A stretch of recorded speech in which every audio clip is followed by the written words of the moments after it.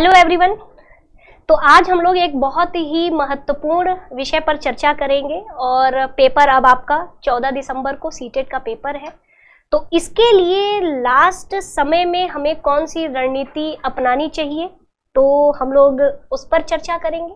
और साथ ही कभी कभी परीक्षा के दौरान कुछ ऐसी गलतियां हो जाती हैं OMR शीट को भरने में, तो हम लोग उस पर भी चर्चा करेंगे कि आखिर सीटेट का जो OMR शीट होता है वो किस प्रकार से देखने को हमें मिलेगा, और साथ ही साथ ऐसी कौन सी गलती है जिसे हमें नहीं करना चाहिए, और ऐसा कौन सा हमारा रणनीति है जिसे परीक्षा के दौरान हमें अपनी रणनीति में शामिल करना चाहिए।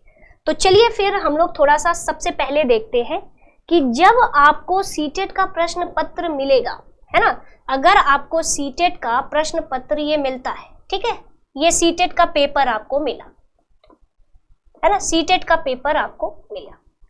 इस पेपर में जो सीरियल वाइज अक्सर करके जो गलतियां होती हैं वो सीरियल में होती है।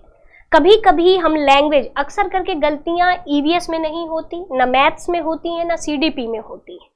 गलतियां अक्सर देखने को मिलती है भाषा के जो उत्तर होते हैं उसका कभी कभी हम गलत OMR में शीट में भर देते हैं। तो इससे क्या होता है कि सीधे सीधे दोनों भाषाओं के प्रश्न जो होते हैं उसका सीरियल गलत हो जाता है। तो आइए सबसे पहले हम लोग इस प्रश्न पत्र में सबसे पहला क्वेश्चन की जो शुरुआत होती है वो CDP से होती है। किसकी होती है? CDP से।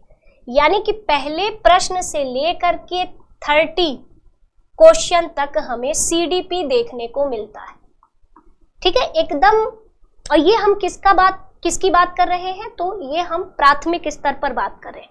और ऐसा नहीं है, सेम टू सेम चीज आप 6 to 8 में भी क्या करेंगे, शामिल करेंगे, ठीक है। अब देखिए, पहले से 30 क्वेश्चन में आपका CDP रहता है और फिर 31 क्वेश्चन से लेकर के पूरा कहा जाता है 60 क्वेश्चन तक, यानी कि पूरे 31 से लेकर पूरा सीधे 60 क्वेश्चन तक आपका मैथ्स होता है।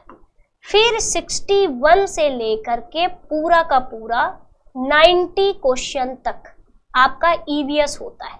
यानी सबसे पहले हमें CDP, उसके बाद मैथ के बाद हमें EVS के प्रश्न देखने को मिलते हैं, वो भी किसमें? लेवल फर्स्ट में, है ना, लेवल फर्स्ट यानी कि प्राइमरी वाले में, है ना, लेवल फर्स्ट में, यानी कि 1st to 5th क्लास के, है ना, लेवल फर्स्ट। अब आता है हमारा, अब 91 से हमें क्या देखने को मिलेगा? 91 से हमें 120 क्वेश्चन तक लैंग्वेज यानी कि भाषा नंबर 1 देखने को मिलता है। अब ध्यान रखिए, कुछ बच्चे ऐसे होते हैं जो पहली भाषा चुनते हैं हिंदी और दूसरी भाषा चुनते हैं अंग्रेजी या संस्कृत, कोई भी, या कुछ इंग्लिश मीडियम के भी बच्चे होते हैं जो पहला प्रीफर कर लेते हैं कि भाई मेरा तो अंग्रेजी है, मैंने इंग्लिश फर्स्ट लैंग्वेज प्रीफर कर लिया, और दूसरा उन्होंने, जब उनको अगर उर्दू का ज्ञान बहुत होता है तो इंग्लिश के साथ दूसरा जो लैंग्वेज रख लिया वो उर्दू रख लिया, या फिर उनको संस्कृत का ज्ञान है तो उन्होंने संस्कृत रख लिया या हिंदी रख लिया, ठीक है। तो यदि भाषा पहले में हो सकता है कि आपने हिंदी रखा हो, संस्कृत पहला ही लैंग्वेज प्रिफर डाला है ना, संस्कृत, या फिर आपने इंग्लिश डाला हो, अंग्रेजी डाला हो, या फिर हो सकता है कि आपने उर्दू डाला हो, है ना, आपने उर्दू डाला हो, है ना, आदि, मतलब कोई भी आपने पहला लैंग्वेज चूज किया। तो ध्यान रखना, पहला जो लैंग्वेज पेपर में होता है उसका सीरियल नंबर 91 क्वेश्चन से 120, यानी कि अगर हिंदी के साथ आपने संस्कृत भरा है तो पहला जो लैंग्वेज अगर आपने हिंदी चूज किया है तो 91 से लेकर 120 तक आपको हिंदी वाला पोर्शन भर लेना होगा। फिर 120 क्वेश्चन से लेकर के पूरा 121 से 150 क्वेश्चन तक आपका जो लैंग्वेज भाषा 2 होता है।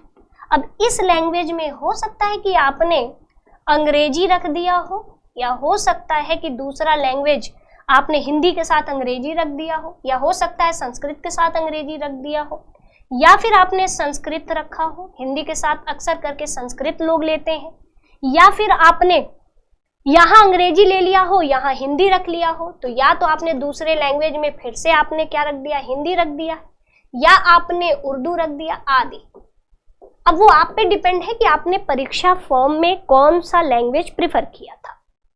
तो ये पूरा मेरे प्यारे बच्चों सीरियल होता है और अक्सर OMR शीट कुछ इस तरीके से हमें देखने को मिलता है, ऐसा होता है। और इसमें हो सकता है कि आपका अनुक्रमांक है ना, यहाँ पर हमें अनुक्रमांक देखने को मिले, है ना, अनुक्रमांक देखने को मिले हमें यहाँ पे, ध्यान से देखिएगा।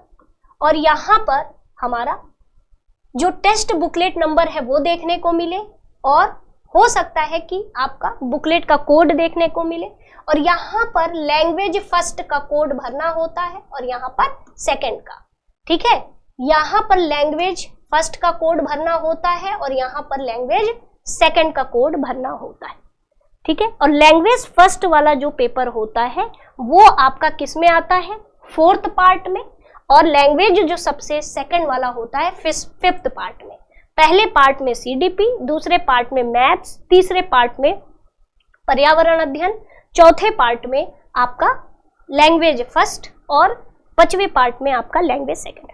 तो इस तरह की गलती नहीं करिएगा। अगर आपका लैंग्वेज हिंदी है तो चाहे कोई भी लैंग्वेज हो, पहला लैंग्वेज की शुरुआत ही कहाँ से होती है, 91st से होती है, यानी कि यहां से हमें देखने को मिलेगा 91st, यहां से देखने को मिलेगा, ठीक है। पूरा 9 यानी 120 तक, यानी कि पूरा 30 प्रश्न आपको यहां से, और दूसरे लैंग्वेज की शुरुआत यहां से देखने को मिलेगी। और गोला जब भी भरना है एकदम प्रॉपर वे में, है ना, भरना है पूरा ब्लैक, है ना, बॉल पेन से, ठीक है। और ऐसे ही भरते, और लैंग्वेज यहाँ जरूर एकदम सही से उस लैंग्वेज का कोड भी यहाँ पर इस्तेमाल करना है, ठीक है। तो इस तरीके से गलतियां आपको नहीं करनी है।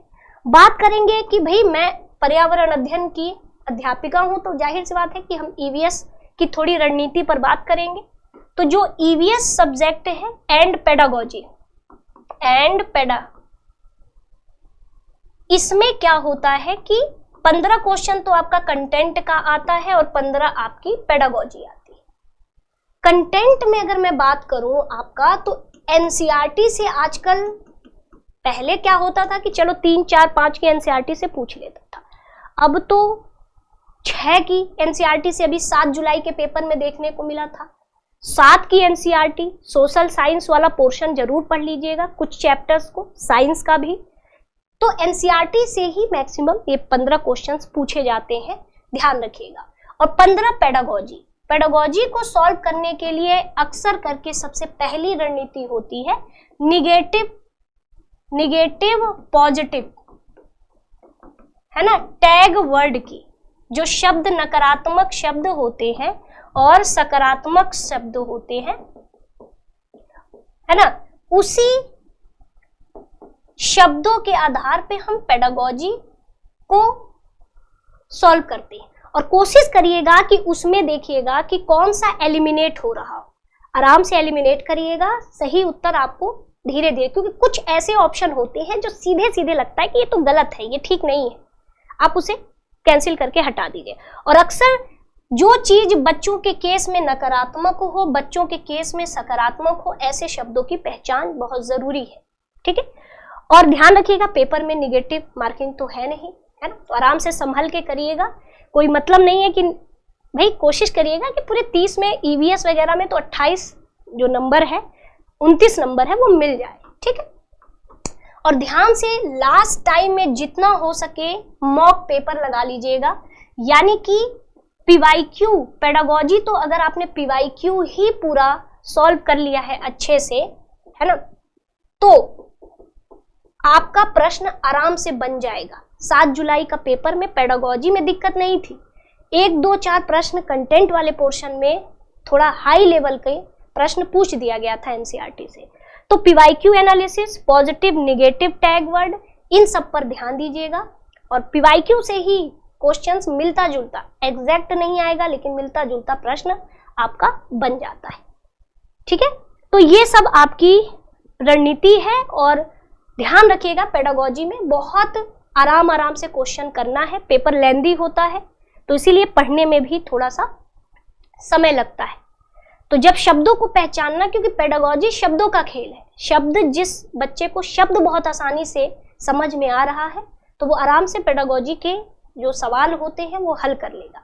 और ये सिर्फ और सिर्फ ईवीएस के केस में नहीं, कुछ पेडागोजी तो ऐसी है जो हूबहू ईवीएस पहले सीडीपी में पूछी गई थी और पीवाईक्यू एनालिसिस जब आप करोगे हूबहू आपको ईवीएस में भी देखने को मिल जाती है। कुछ चीजें, बहुत कुछ नहीं, कुछ चीजें। ठीक है, और प्रक्रिया कौशल हो गया, अपसारी अभिसारी प्रश्न हो गया, इन सब से क्वेश्चंस बहुत पूछे जाते हैं। ठीक है, उपागम हो गया, है ना, शिक्षण उपागम यानी दृष्टिकोण कैसा अपना रहे हैं, यहाँ से प्रश्न आपके पूछे जाते हैं।